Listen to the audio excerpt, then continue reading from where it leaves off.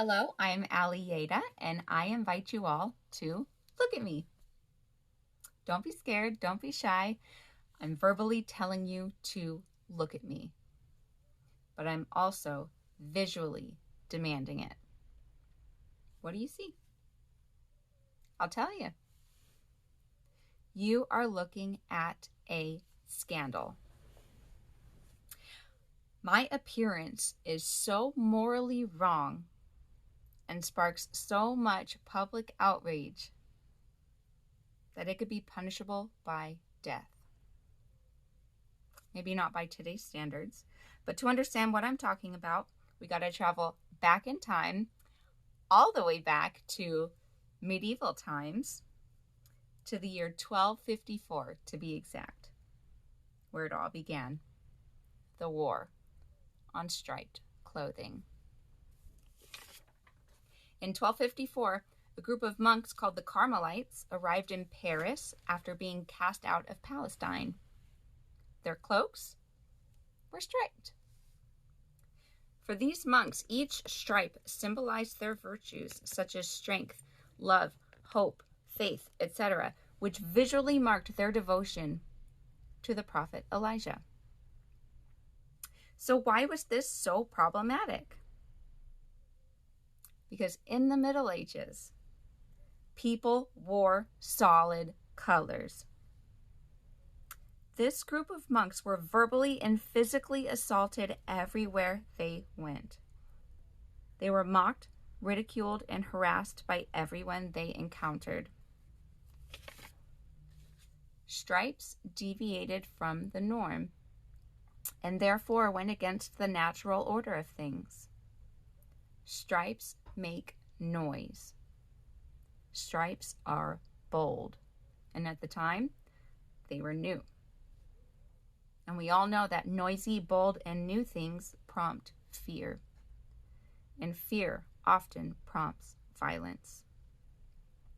But the Carmelites, no matter how awfully they were treated, refused to give up their cloaks.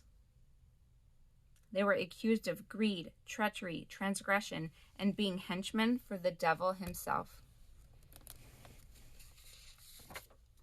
Society's treatment of these monks pitted them against 10 successive popes, making this stripy scandal last decades.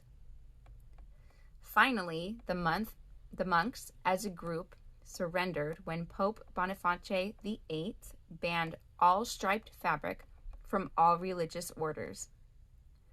But this only marked a new stripy scandal that would span centuries. While the monks as a group surrendered, there was the occasional individual monk who would wear their striped cloak as an act of rebellion. The ban on striped clothing made its way into law, but the law was continually disobeyed, even with its harsh penalties. Not only was there a legal ban on stripes, but new collections of laws were written that required people of a particular status to wear stripes. In the Middle Ages, you had to wear clothing that demonstrated your rank in society, or there were consequences. In 1310, a French cobbler was sentenced to death because he was of marital status and he had been caught in striped clothes. Stripes were only to be worn by society's outcasts. This included clowns, jugglers, the physically disabled, the mentally ill, prostitutes, heretics, Jews, prisoners, and hangmen, to name a few. Wearing stripes meant that you were to be demeaned and disrespected because you were, and I quote, clearly diabolical, as is stated in these laws. Diabolical. That literally means of the devil. So the logical reasoning of stripes goes something like this. Standing out is bad. Stripes stand out. Therefore, stripes are bad. Conclusion: if you wear stripes, you are bad. And people need to easily distinguish the good from the bad, because stripes gave people a simple 2-step manual: identify and exclude. Some medieval paintings even depict Judas in striped clothes. Society's outcasts are put in the same category as Judas Iscariot, the most well-known traitor of all time. What does that say about society's treatment toward those who are different and don't fit in with the social norm? They might as well be Judas. In medieval times, everything meant something, especially in regards to fashion. Fabric makers were responsible for symbolizing their society's values and incorporating those symbols into fabrics. Stripes are no exception. They themselves are symbolic. They show harsh boundaries, a line drawn in the sand, if you will. Us and them. They demonstrate stark contrast, either stripe against stripe or the pattern as a whole. And they do not blend. It is no coincidence that Beetlejuice, a ghoul who was exiled from the ghost community, wore a suit bearing stripes.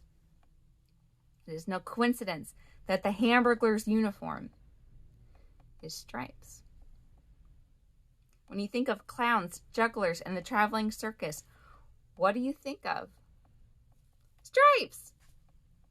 These are all modern-day examples of people who have been marked, visually marked, by their societal outcast status. A reminder that we are still very connected to our medieval history and practices. However, stripes throughout history have changed in their meaning. For example, in the Romantic period, stripes represented hygiene, which is why stripes started appearing on bed sheets, pajamas, and couches. After that, stripes became a symbol of order and organization. Even patriotism, such as the nautical stripe, as we see in the French Navy, or the stripes on our very own flag. Stripes have even made their way into high fashion and have become a symbol of wealth, such as the glorious designs by Kate Spade. May she rest in peace. Stripes are continually evading our understanding of them, their meaning constantly changing. This mischievous little pattern will have us running in circles forever. Who would have thought that 2 colors and some straight lines could be such huge scandal makers? I myself prefer to symbolize its sinister beginnings and solidarity with those who were wrongfully mistreated. When I wear stripes, I'm giving myself permission to stand out and be different and be looked at. I hope this act gives others permission to do the same. My hope is that one day society will include its outcasts, even if it doesn't understand us. Wearing stripes is a message to the world that it is okay to be different. In other words, that it is okay to show your stripes, whether it's metaphorically or literally.